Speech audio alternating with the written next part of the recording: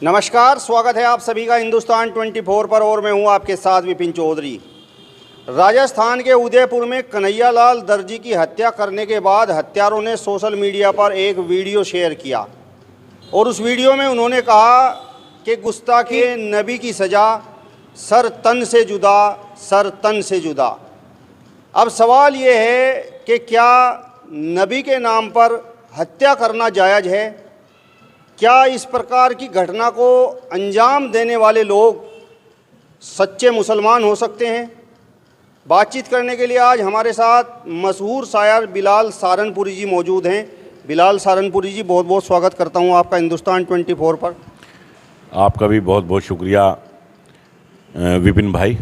और सबसे पहला मेरा आपसे सवाल यही है कि आप जिस तरीके से शायरी करते हैं, देश के हालातों पर, देश के माहौल पर अक्सर आप लिखते रहते हैं, देश की घटनाओं पर भी आप लिखते हैं, तो राजस्थान में जिस तरीके से घटना घटी है उस पर भी आपने कुछ लिखा कि नहीं?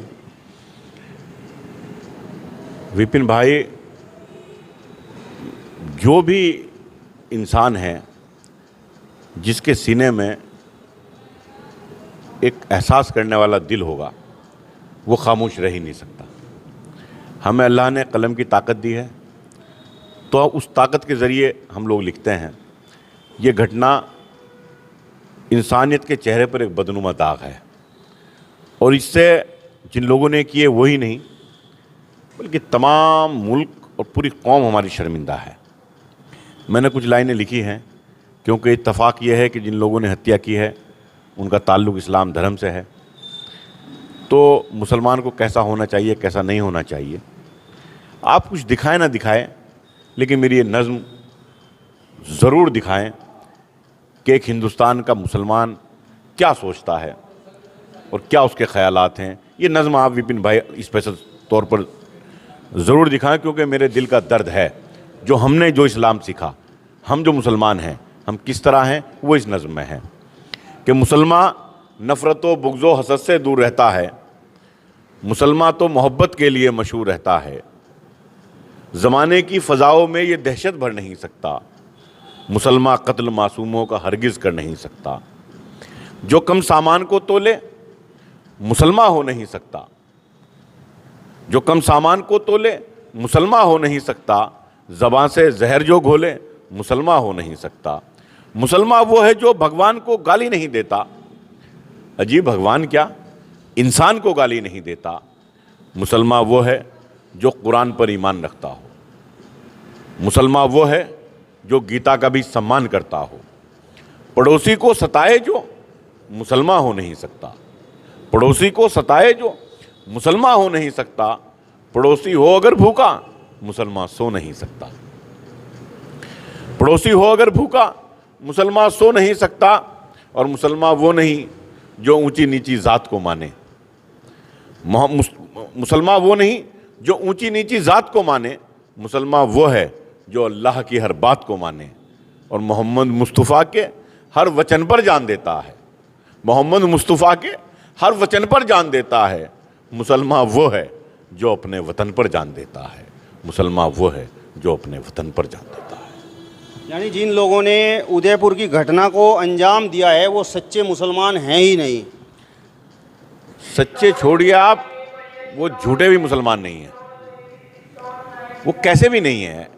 ये फतवा तो खैर हमारे मुफ्ती इकराम देंगे, हमारे उलमा बताएंगे कि हैं या नहीं है।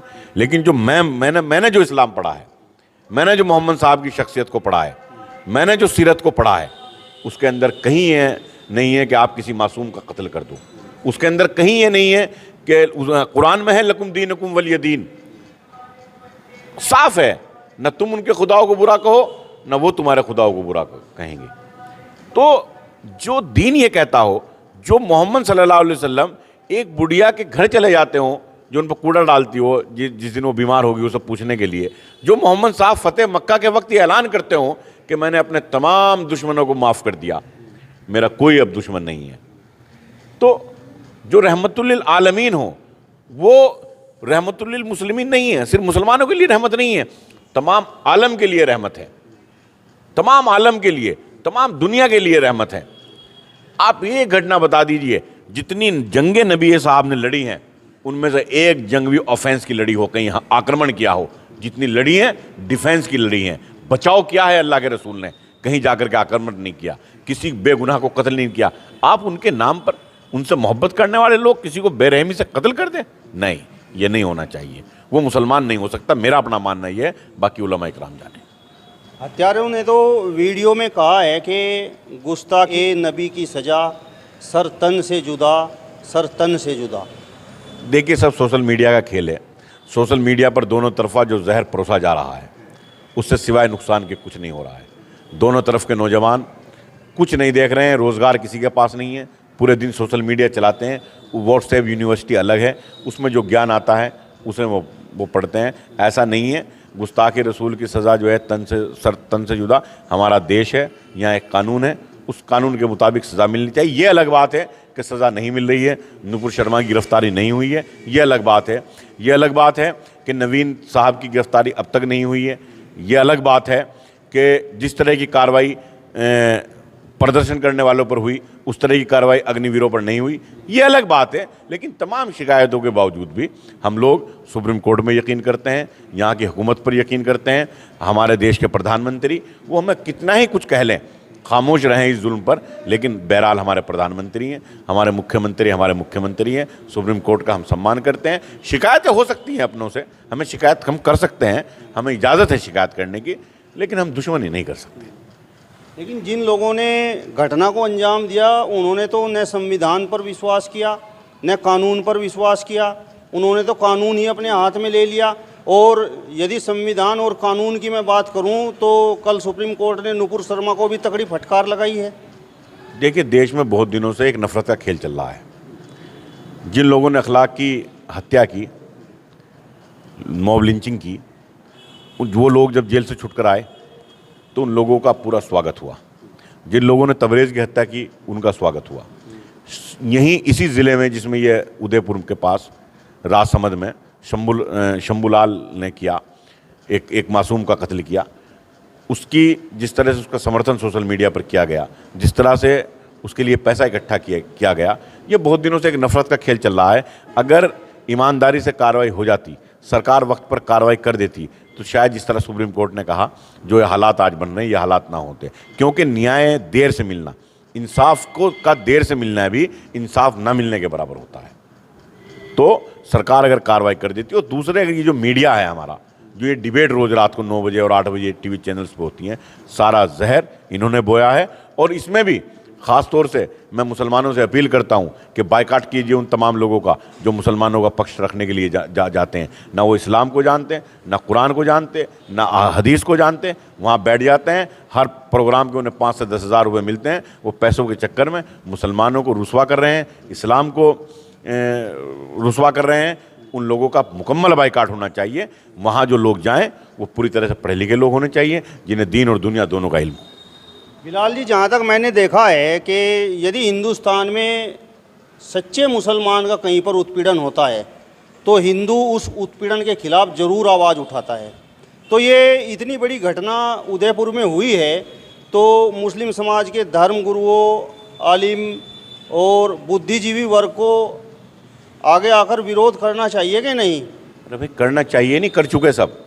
आप देखिए, मौलाना अरशद मदनी का बयान आ चुका, मौलाना महमूद मदनी साहब का बयान आ चुका, इमाम बुखारी साहब का बयान आ चुका, मौलाना तोक़ी रज़ा का बयान आ चुका, अजमेर शरीफ के जो सज्जादे हैं जो वहाँ पूरी व्यवस्था देखते हैं उनका बयान आ चुका।